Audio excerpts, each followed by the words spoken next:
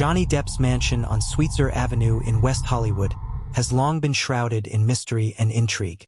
This sprawling, Gothic-style property, with its towering gates and vine-covered façade, seems almost designed for secrets.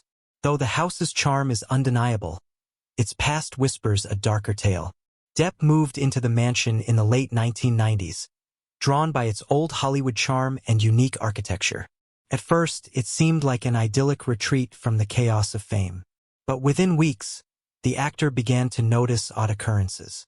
It started small lights flickering without cause, faint murmurs echoing down the halls, and cold drafts in rooms with no windows open. One evening, Depp was reading in the mansion's library, a dimly lit room filled with antique books and an old grand piano. He swore he saw a shadow move across the wall, even though he was alone. He dismissed it as a trick of the light.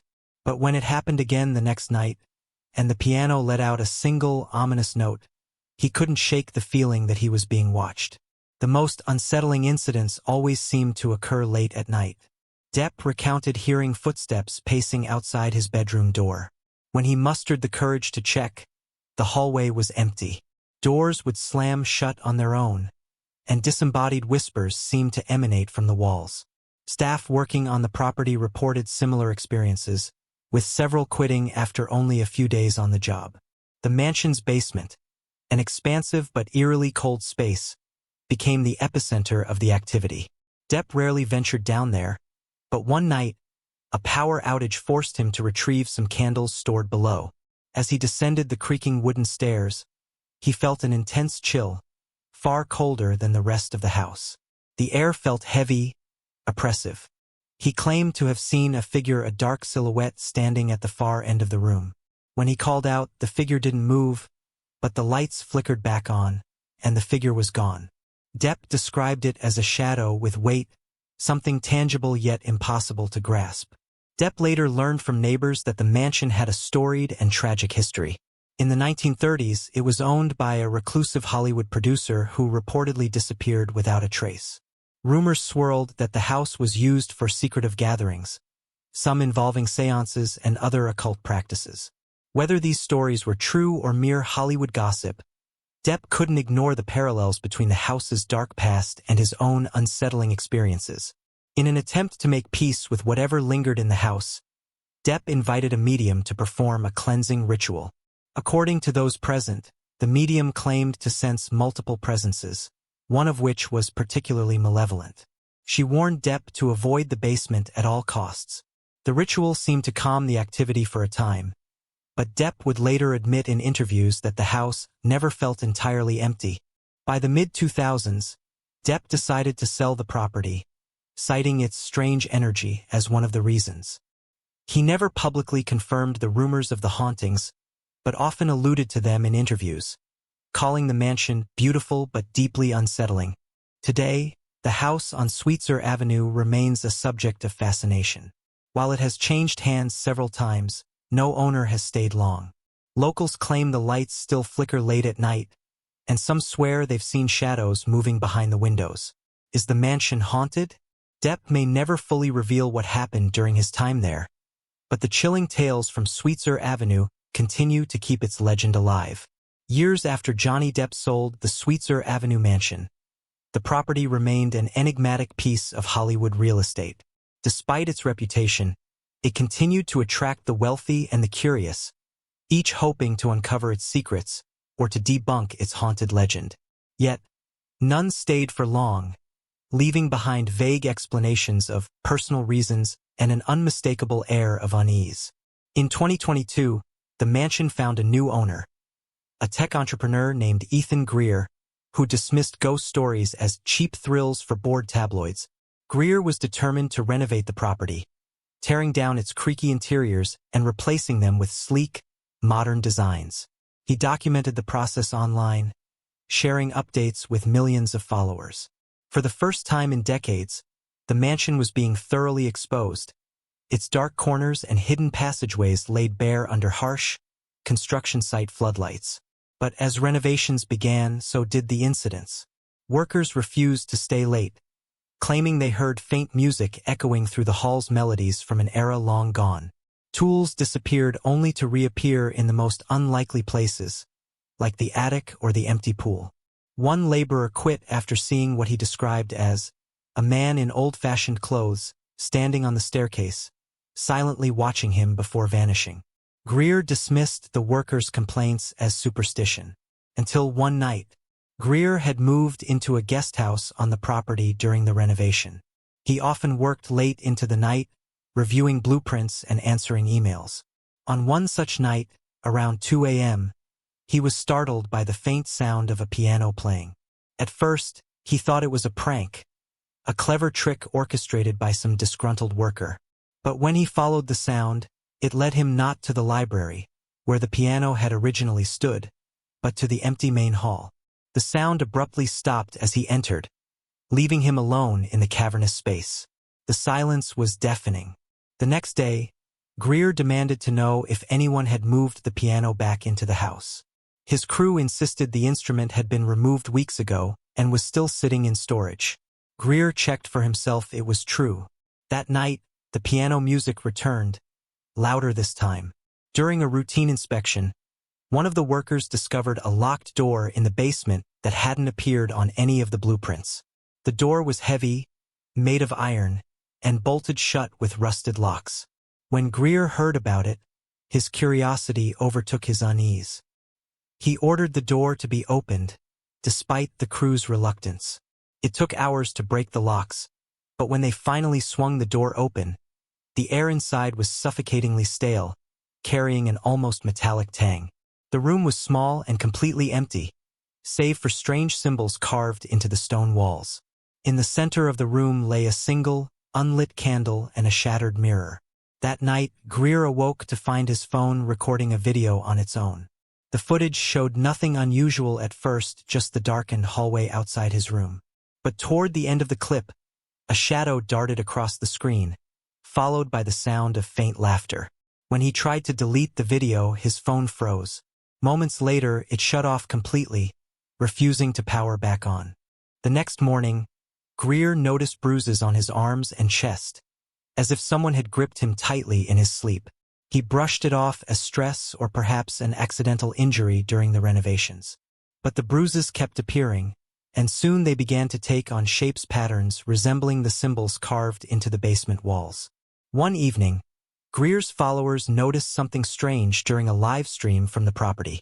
As he walked through the half-renovated library, the video captured a faint reflection in one of the remaining mirrors, a woman in a long black dress standing just behind him.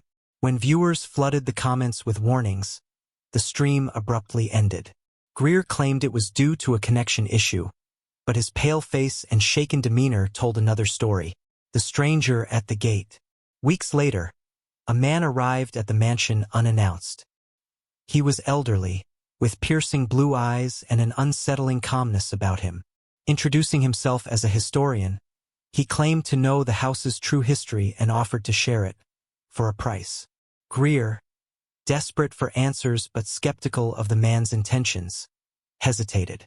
The historian, sensing his doubt, leaned in and said, "Whatever you've woken up in that house, it's older than any story you've heard.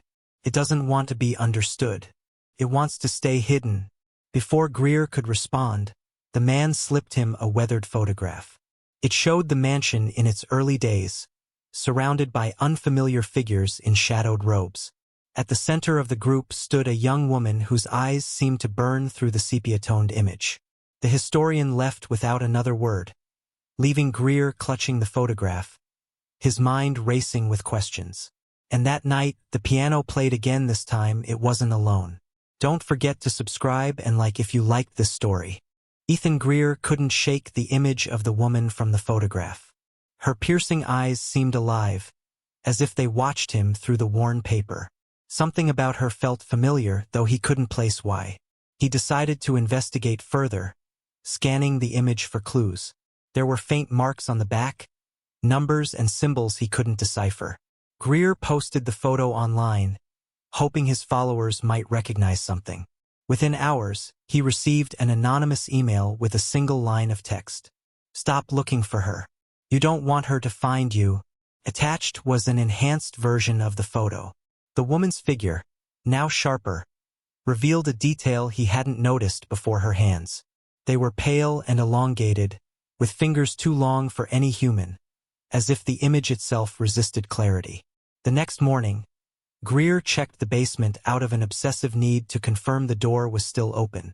But when he descended the stairs, his breath caught in his throat. The iron door was back, bolted shut as if it had never been touched. His crew refused to approach it, muttering excuses about unstable foundations. Greer, fueled by defiance and an underlying sense of dread, decided to break it open himself. He brought a sledgehammer, striking the metal with all his strength. Each hit sent echoes through the house, but the door didn't even dent. As he prepared for another swing, the sound of footsteps echoed behind him. Turning sharply, he found no one there. The shadows in the basement seemed thicker than before, pressing in from the edges of his vision. The door gave a low groan, as if it were laughing. Greer dropped the hammer and fled upstairs, vowing never to go down there again. That night, Greer's sleep was invaded by vivid nightmares. He dreamed of the woman from the photograph. She stood in the library, her back to him, her long black dress trailing on the floor. In the dream, he couldn't move, couldn't speak. She slowly turned toward him, but her face was wrong, blurred and shifting, as if something were trying to mimic a human but couldn't quite get it right. When he woke, the taste of iron lingered in his mouth, and his bedsheets were damp with sweat. On his bedside table, the photograph lay face up, though he was certain he had left it in another room. Determined to understand the forces at play, Greer hired a team of paranormal investigators to examine the mansion. The group, experienced but skeptical, arrived armed with cameras, sensors, and years of expertise. The investigation started calmly enough, with EMF detectors spiking in the library and faint whispers captured on their audio equipment. But as the team ventured toward the basement, the atmosphere grew oppressive. One of the investigators, a hardened skeptic, began to shake uncontrollably and muttered incoherently about eyes in the dark. He quit on the spot, leaving his equipment behind. Another investigator discovered a hidden compartment in the library. Inside was a leather-bound journal, its pages brittle and faded. The entries, written in erratic handwriting, described the original owner's obsession with opening the veil and inviting the watchers. One passage stood out. They promised power, but they took her instead. Now she waits, and the house is her vessel. The piano is her voice, the shadows her eyes. The next night, as Greer tried to sleep, his security system pinged him with an alert. Motion detected front gate. Pulling up the camera feed, he saw nothing but an empty street. Seconds later, the alert repeated. Motion detected library. He switched feeds, heart pounding. At first, the screen showed only the dimly lit room, now filled with construction equipment. Then the piano moved. It slid an inch to the left, its heavy legs scraping against the floor. Greer rushed to the library, phone in hand, recording as he entered. The air was freezing, his breath visible in the dim light. The piano stood in its usual spot, seemingly untouched. But as he turned to leave, the door slammed shut behind him. The recording caught the sound of a faint melody, played on the piano keys, though no one sat at the bench. Desperate for answers, Greer sought out the historian who had visited him weeks earlier. He found no records of the man, no contact information, no online presence, nothing. Then, as if summoned by his desperation, the historian appeared again, this time standing at the gate late one evening. "I told you not to dig," the man said, his voice carrying an edge of urgency. "You've stirred her, and now she's awake." Greer pressed him for more information, but the historian refused to step onto the property. Instead, he handed Greer a small key. "This doesn't open anything in this world," the man warned. "But if she gives it to you, don't take it, no matter what she promises." Before Greer could ask what the key was for, the historian walked away, disappearing into the shadows of Sweetzer Avenue. Greer returned to the house, clutching the key tightly, unsure of what to do next. The piano music began again, louder this time, echoing through the empty halls. And then he heard it, her voice, soft, melodic and impossibly close. "Ethan," she whispered. "I've been waiting." Ethan Greer couldn't ignore the historian's cryptic warning about the key, though he had no idea what it meant. The small object felt cold in his hand, unnaturally so, like it had just been pulled from a block of ice. Its intricate design didn't match any lock he'd ever seen, a strange blend of modern craftsmanship and something older, almost primordial. That night, he placed the key in a drawer in his desk, hoping to forget about it. But as he tried to sleep, the house seemed to come alive. The faint sound of the piano grew louder, accompanied by a low hum that reverberated through the walls. He tried to drown it out with noise-canceling headphones, but the sound somehow seeped through.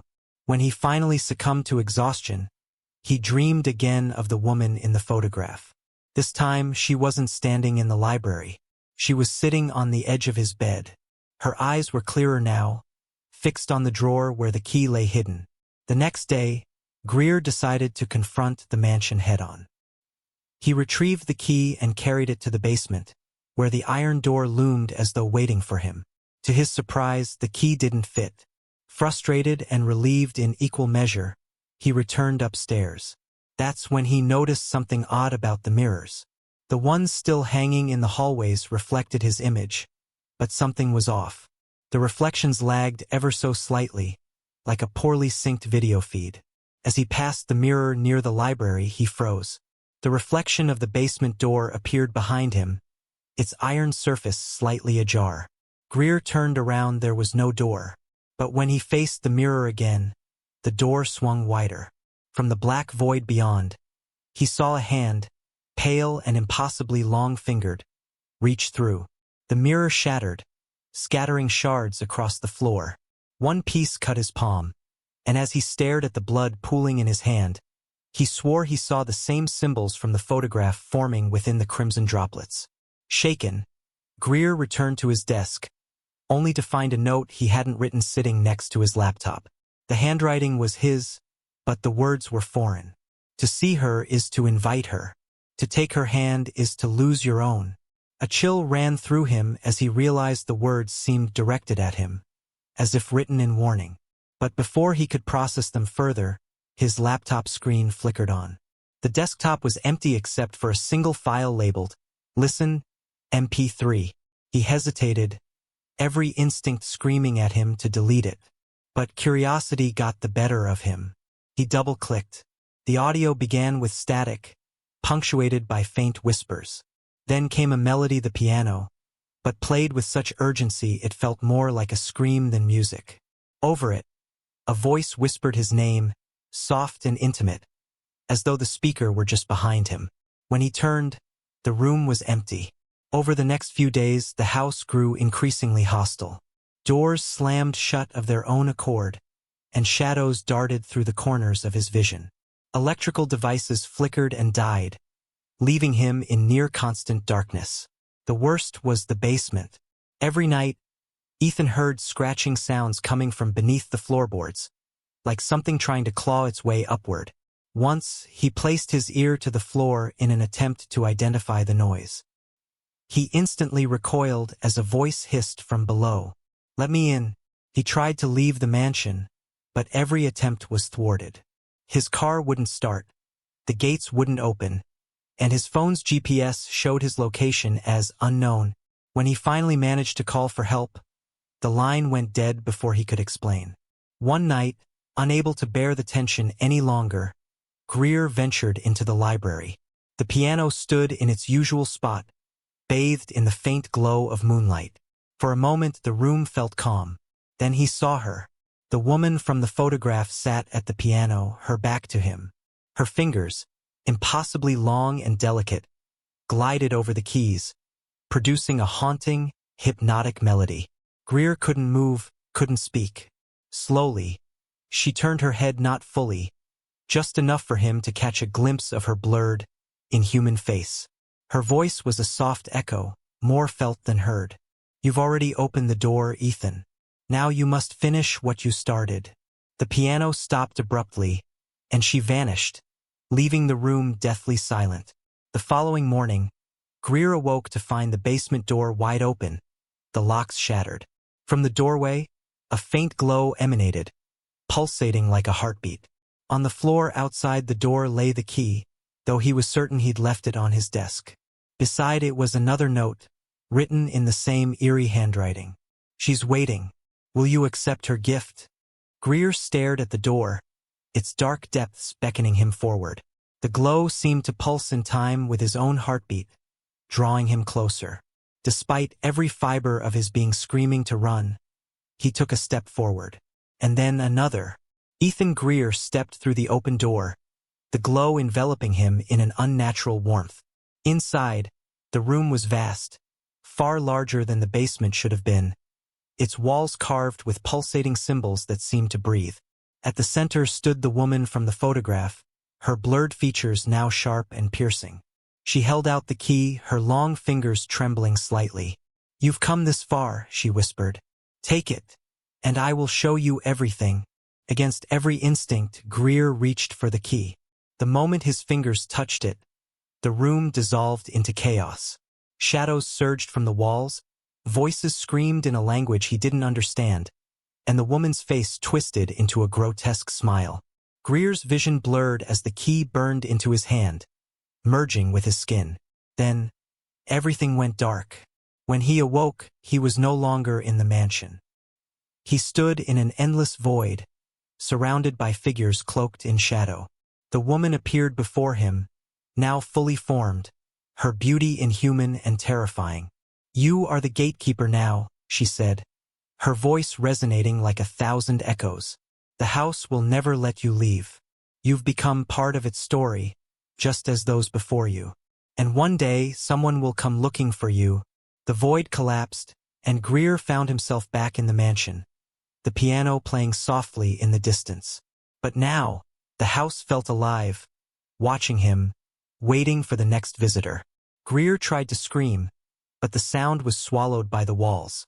Don't forget to subscribe and like if you liked this story. Any coincidences with real events or characters are accidental.